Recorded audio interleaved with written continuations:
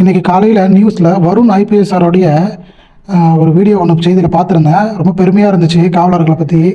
என்னென்னு பார்த்தீங்கன்னா, ஒரு இடத்துல பார்த்தீங்கன்னா பெண் காவலர் வந்து கம்ப்ளைண்ட் கொடுக்க அந்த பெண்ணிடம் வந்து கொஞ்சம் தவறாக பேசியிருப்பாங்க போல். அதை கடுமையாக சாடியிருந்தார் ஒயர்லெஸ் மைக்லேயே.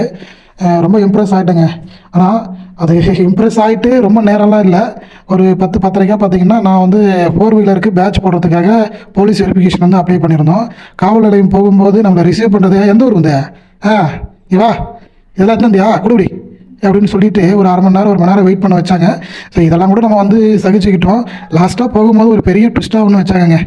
1000 ரூபா கொடுத்துட்டு போப்பா அப்படின்னாங்க. அப்புறம் 500 ரூபா கொடுன்னாங்க. இதெல்லாம் வந்து நோட்டு வாங்கி கொடுனாங்க, பேப்பர் பண்டல் வாங்கி கொடுனாங்க. ரொம்ப ஃபஸ்ட்டுங்க. காலையில் தான் வந்து அந்த வீடியோ பார்த்து இம்ப்ரெஸ் ஆனேன். அது மதியம் ஒரு 12 மணிக்குள்ளே பார்த்திங்கன்னா அப்படின்ற மாதிரி போயிடுச்சு. ரொம்ப வருத்தமான செய்தி தாங்க இது. இது மாதிரி விஷயங்கள் வந்து நடந்துக்கிட்டு தான் இருக்குது. தடுக்க முடியுமான்னு கேள்வி கேட்டிங்கன்னா எனக்கு தெரியல. என்னுடைய எக்ஸ்பீரியன்ஸை நான் வந்து பதிவு பண்ணியிருக்கேன். உங்களுடைய எக்ஸ்பீரியன்ஸை நீங்கள் வந்து கமெண்ட்டில் சொல்லுங்கள். இது மாதிரி நீங்கள் எவ்வளோ எதனா பணம் எதனா கொடுத்துருக்கீங்களான்றதை கமெண்ட்டில் சொல்லுங்கள். நன்றி, வணக்கம்.